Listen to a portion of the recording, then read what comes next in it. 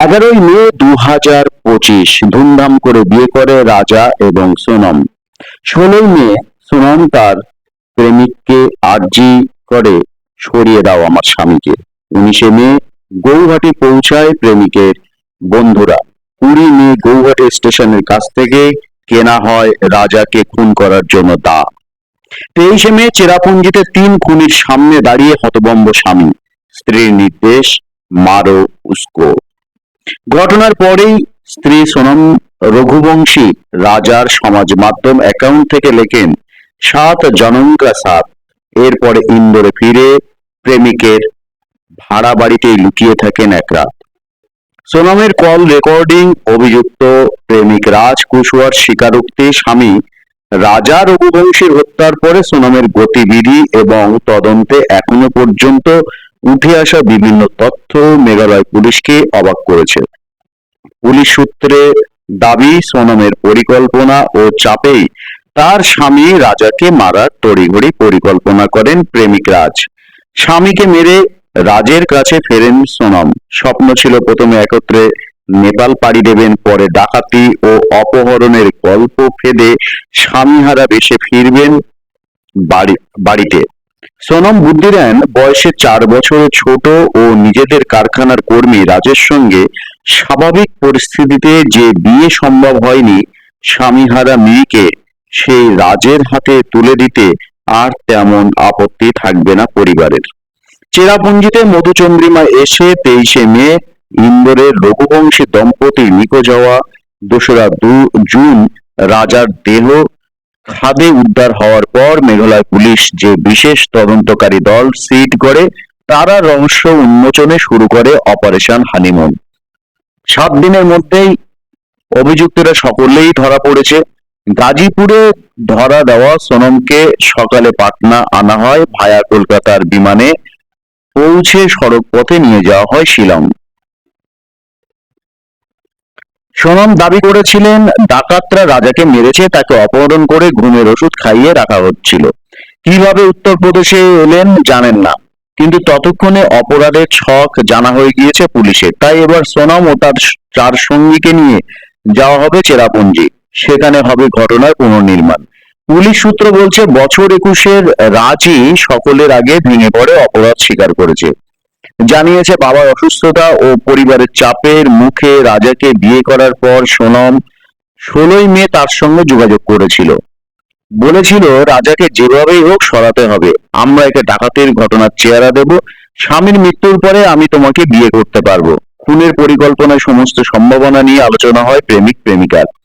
শেষ পর্যন্ত রাজাকে মারতে নিজের ছোটবেলার বন্ধু আকাশ রাজপুত, বিশাল সিং চৌহান এবং আনন্দ কুর্মীকে গৌহাটি পাঠিয়ে দেয় রাজ। গোপনে গৌহাটি যাওয়ার টিকিট কাটেন সোনম। গৌহাটি থেকে কামাখ্যা হয়ে চলে আসেন মেঘালয়ে। 23শে মে ট্রেকিং এর নাম করে খুনিদের সামনে স্বামীকে পৌঁছে দেন তিনি। রাজাকে মেরে গৌহাটি হয়ে ইন্দোরে ফিরে সোনম লুকিয়ে রাজের ভাড়া বাড়িতে ওঠেন। ইতিমধ্যে নিজের মোবাইলটি নষ্ট করে দেন তিনি। একদিন পর রাজ গাড়িতে সোনমকে গাজীপুরে পাঠায় গা ঢাকা দিয়ে থাকার জন্য। তারপর রাজার শেষকৃত্যে দেখা যায়, সোনমের বাবা দেবী সিংহকে ধরে ধরে নিয়ে আসছে রাজ। পুলিশ সূত্রের মতে, খুনের পরে 2টি ভুল করেন সোনমরা। প্রথমত, হত্যায় ব্যবহৃত কাটারিটি লোপাট না করে রাজার দেহের সঙ্গে একই খাদে ছুঁড়ে ফেলা হয়। কাটারিটির গড়ন দেখে পুলিশ বুঝতে পারে সেটি বাইরে থেকে আনা। সোনমের রক্তমাখা বর্ষাতিটি বেখাপ্পা ভাবে ফেলা হয়েছিল রাস্তায়। এই 2 ঘটনা পুলিশকে বড় সূত্র দেয়। তাছাড়া জঙ্গলে খুনের সম্ভাব্য জায়গা থেকে প্রায় 10 কিলোমিটার দূরে একটি সিসি ক্যামেরায় সোনমের সঙ্গে 3 খুনির ছবি বন্দী হয়ে গিয়েছিল। সমাজ মাধ্যমে সোনমের পোস্টের সঙ্গে রাজার মৃত্যুর সম্ভাব্য সময় মিলিয়ে রেখে পুলিশ নিশ্চিত হয় তিনি মারা যাননি বা অপহৃত হননি, বরং ঘটনায় তার জড়িত থাকারই সম্ভাবনা প্রবল। ধৃত বিশাল সিং চৌহানের বাড়িতে মেঘালয় পুলিশ ও ইন্দোরের পুলিশ যৌথ অভিযান চালায়। ইন্দোর পুলিশের অপরাধ দমন শাখার এসিপি পুনম চাঁদ যাদব বলেন, বিশালের বাড়ি থেকে রাজার হত্যার সময় তার পরে থাকা জামা প্যান্ট উদ্ধার করা হয়েছে। বিশাল কবুল করেছে তারাই রাজাকে হত্যা করেছে। সে যেখানে যেখানে বলেছে সেখানে তল্লাশি চালানো হবে। পুলিশ সূত্রে খবর, গ্রেপ্তারের পর নিয়মমাফিক ডাক্তারি পরীক্ষার সঙ্গে সোনমের গর্ভধারণের পরীক্ষা হয়েছিল, সেই পরীক্ষার ফলাফল অমীমাংসিত এসেছে। চিকিৎসকদের মতে সাধারণত গর্ভাবস্থার প্রথম দিকে পরীক্ষা চালালে এই ফল আসতে পারে, তাই পরে আল্ট্রাসাউন্ড ও অন্যান্য পরীক্ষা করানোর পরামর্শ দেন তারা।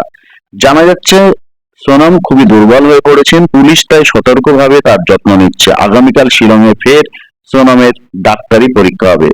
রাজার দাদা বিপিনের অভিযোগ, সোনম রাজের সম্পর্কের কথা সোনমের মা জানতেন, তাও বিষয়টি চেপে যাওয়া হয়। সোনমের পরিবার তড়িঘড়ি বিয়ে দেওয়ার জন্য জোর দিয়ে বলে, এরপর শুভদিন অমিল।